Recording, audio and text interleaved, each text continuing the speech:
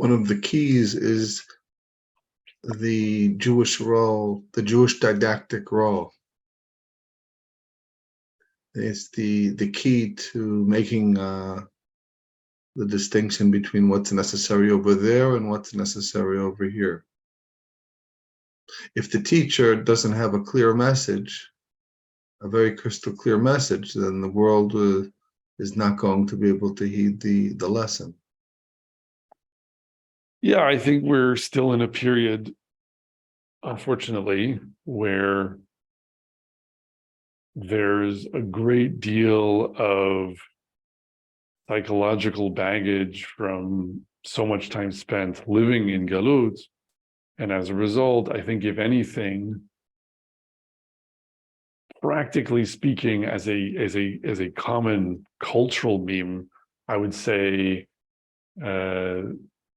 there's something very Jewish about desperately wanting the approval and approbation of other nations in a way that most nations are less interested to have. You know, if you look around the world, like there are lots of nations that they find it much easier to just do what they think is right and say and have their way of talking to themselves that tells them that they're right, even if in the eyes of others that they seem to be very wrong. And I have no reason to applaud or approve of those other nations when they do that, but it is kind of funny that I think the authentic Judaic idea, if we're reading it from the Torah, would be that Am Yisrael, when it comes to what's right and what's wrong in matters of government, in matters of war, in matters of ethics, those kinds of things, the Judaic idea is we do not have anything to learn from the rest of the world about that. We learn it from our Torah, we learn it from each other, and that's enough of an infinity of discussion for us to have with all the different arguments Jews can have with each other about what the Torah means. And that's our commitment to HaKadosh Baruch Hu. And if we do that, then we will know enough about what the right answer is that we can start to teach the rest of the world something about that. And that's what we're supposed to try to make ourselves expert in. And then we can learn all sorts of other things from the nations of the world. Chazal teach us that there's chokhmah to be learned, from the goyim. There's this famous passage about where the sun rises and sets and all of that, and we were, so to speak, wrong about that, and the Greeks had it right or whatever. And so, yes, there's chokhmah to learn. There's lots that we can learn from other nations, but when it comes to what's right and wrong, when it comes to how we should govern ourselves, when it comes to how we should protect ourselves, things like that, we're not interested in what their courts have to say. We're not supposed to be interested in what their courts have to say. We're not supposed to be interested in what their philosophers have to say. We're not supposed to be interested in what they approve or disapprove of according to their gods or their standards. But that's a very hard shift in the existing Jewish mentality to make, because for so long we've been living amongst other nations and wanted to be more accepted than we were very often, and especially in recent centuries became very grateful for the increasing acceptance that could be achieved, especially in the West. And then as a result, it puts us on footing where there's a whole lot of, well, what will they say? What will the Americans say? What will the Europeans say? And it's not just, some of that is, let's say, what's the word? Some of that is consistent. Maybe, I was going to say consequentialist or pragmatic, opportunistic or whatever, that if you want certain things to happen, then you want certain people to not be unhappy because it's good for business or whatever. And so some of that may be insincere, but a lot of it is very sincere. I think a lot of it is, it's an absence, it's a dearth of confidence in what our own tradition has to teach us, where if people in Germany or in Russia or in Spain or in America or in Britain or in France or wherever would look at us and somehow say, we don't have it right, then there might be some people here who, feel uncomfortable with that fact and sort of embarrassed by it. And I mean, obviously, some of those countries in the list I just gave, that's probably more true than for others. I'm not sure how many people are so concerned about what Russia thinks of us in a sincere way. But that is just more of an indication of how much more people here care about, let's say, what, I don't know, the Americans or the British or the French or whoever think.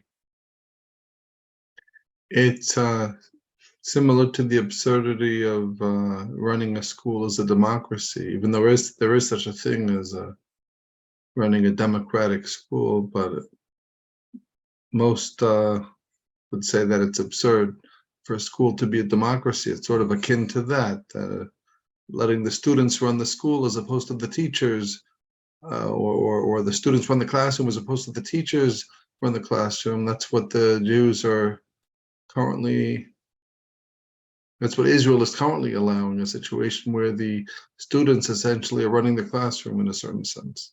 Yeah, well, and I think in fact, the mental posture of the modern state of Israel for, all of its history up to this point has been, especially when we're talking about people in government, and the way we've talked to the world at the UN or wherever, has been worse than that, because it's not simply the case that we have, let's say, failed to step into our role defined by the Torah as the nation that teaches other nations about HaKadosh Baruch Hu, and therefore can help other nations to understand more about what's right and wrong.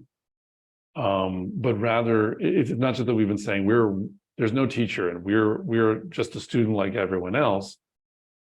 It's that there's a lot of subservience in the mentality of saying, we have to make sure that we're not breaking the rules that other people set. So it's as though it's accepting to some degree that the teachers are German philosophers and American diplomats and all that whole list of different kinds of intellectual or political potentates, that if the state of Israel ever does something that somehow kind of crosses red lines defined by that group, then we're to be embarrassed or ashamed. And so yeah, I think there's a whole lot of to fix. And I mean, to some degree, I think you have to admit it's understandable why that's the case, because when you come out of, especially when you come out of the Western mentality and you've been marinated in this ideological system that kind of pretends that the real fundamentals of right and wrong are kind of, they stand outside of the particular religion that you've chosen. Like, you choose this religion because you like wearing hats of this color or hats of that color, and that's window dressing that is particular, and people choose to gratify themselves with one or another kind of window dressing. But then all religions basically teach the same basic ethical principles, which are, can be derived from reason. It's all the golden rule. Like you get this kind of, boiled down redux of some notion of that idea. And with it, along with it, really the sort of, like we were talking about before, the Western teetering on the knife's edge of like, either only one thing is true, and it's universally true, and reason somehow can stamp out all the falsehood, or nothing is true because everything is true. The sort of postmodern collapse of all of that. And so the version of it that you end up with is as a good sort of cosmopolitan moral philosopher, you always have to carry with you this idea that if it's the case that you have any kind of insistence of, I know that this is right and this other thing is wrong, and you start arrogating to yourself the role of a teacher, then you immediately have to say to yourself, but who are you? Like, why would you know better than anyone else, right? How ludicrous must it be, again, from the standpoint of the crypto-Christian, secular, Western, liberal, rationalist kind of school of thought, that one nation would presume to say that its job is to know what's right and wrong and to study that and then to teach the rest of humanity about it and to refuse to learn anything about it from the rest of humanity. That is an appalling idea to the sort of the Western Enlightenment kind of position.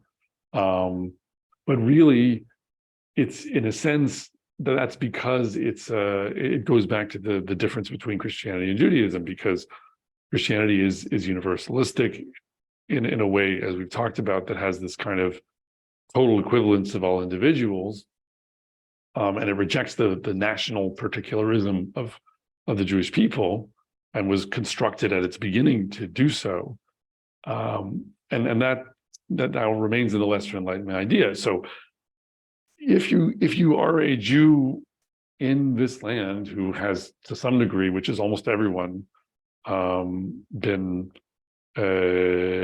schooled intellectually in the principles of the Western Enlightenment, then it sounds like it couldn't possibly be the case that we have some knowledge or some access to some knowledge that creates a situation where, like, we should take the attitude that it's our job to study the Torah and then teach others about it, as opposed to, well, let me ask you what you think, let me ask you what you think, and we're part of some kind of more ecumenical and global moral discourse, and we're just one participant among many. That's a very hard notion to stomach, but that is the authentic Judaic idea, that it is possible for one nation to have a unique relationship to HaKadosh Baruch Hu, and because it's not one individual, so we can be a nation of all sorts of people with different ideas. They disagree. Some of them are morons. Some of them are geniuses. Some of them have one true idea that they get from the Torah. Another one has a different true idea that he gets from the Torah, and it contradicts, and they argue, and they share those ideas.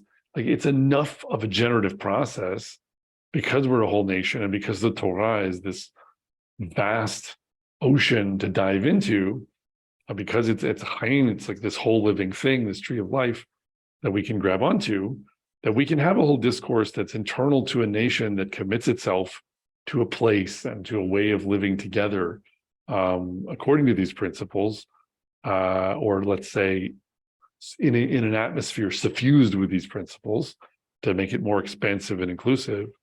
And that when you're doing that, I think the way of turning it around on the Enlightenment is to say, why would more be needed? Meaning, how could it be provably the case that it can't be possible that what's true about right and wrong could be produced by a national discourse that's located in one place with a particular way of being, and then could be subsequently shared with the rest of humanity?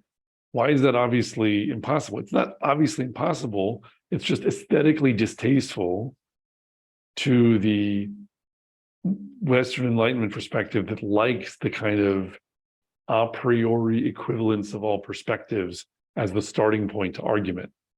But that's really just an aesthetic preference that is, ultimately kind of almost like a Greek Pythagorean preference for a round circle. where no point is more or less distance from the center. Like, okay, so you think circles are beautiful, but the truth is not necessarily always what's beautiful, and that's the trouble with Greek thinking, and this is explicitly a notion rejected in the Torah, or especially in Torah Shebal Peh, and interestingly, this is a passage we talked about in another shiur a while ago, but it's in a passage about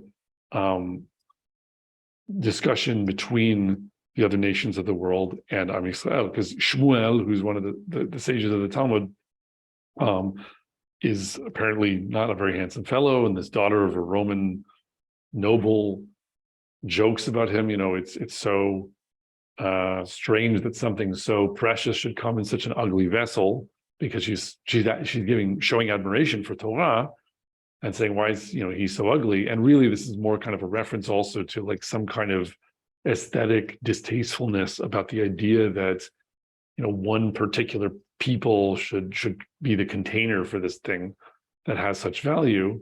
And then he tells her, you put your father's wine in beautiful metal vessels, and then it ruins the wine. And he sort of points out that just because a vessel is beautiful doesn't mean it's actually the right way to sort of transmit or convey something that's precious. But I think part of what that underlines there is that there's this temptation to say that there is something not beautiful and therefore false about the Judaic insistence that we refuse to learn about right and wrong from the rest of the world. And the Talmud certainly acknowledges that there can be friends, there can be exchanges that are productive, where, for example, there are these border cases where Antoninus, who's like a Roman emperor philosopher, who's discussing with Yehuda Nasi about sort of the science of the soul and where it comes from. There are these kind of boundary cases where it's not clear, are you talking about right and wrong, or are you talking about sort of knowledge of the world? And it's understandable that it's not exactly clear necessarily where we draw the line. But I think all that being said, as much as our tradition has all that enough subtlety to acknowledge, yes, of course, we can have these encounters with Antoninus or with Hiram of Tor, or these friends who have turned to Akadosh Baruch Hu enough that they become part of the conversation. It's still the case that the fundamental point is that if someone from wherever, from the ICJ, from the UN, from the US State Department, from the annals of German philosophy or Greek philosophy or French philosophy or whatever, comes to us and says, you, by doing this to keep the Torah, are doing something that's actually wrong, and listen to me and let me teach you about it. We are not yet there, but B'ezrat Hashem, we will as a nation grow into, well before perhaps we're all fully steeped in Torah, we will grow together collectively enough to have the backbone to say, my job is not to learn from you about what I should or shouldn't be doing. I'd be happy to learn from you some wisdom about the way the world works, which stars rise and set at which times or whatever, that kind of thing. Great. But I'm going to learn and argue about right and wrong from and with my own people who are grabbing onto the Torah and who are the people that Hashem chose to serve this role, and we can do that and come up with the right thing that way, and we can have the confidence to stand against all the different accusations that we're blaspheming this or that false god that are typically what comes from outside. We would like to encourage our viewers to share these videos with friends and send in your responses. If you would like to obtain Birkon Nusach Eretz Yisrael or invite the rabbi for a speaking engagement, please email us at office@machonshilo.org.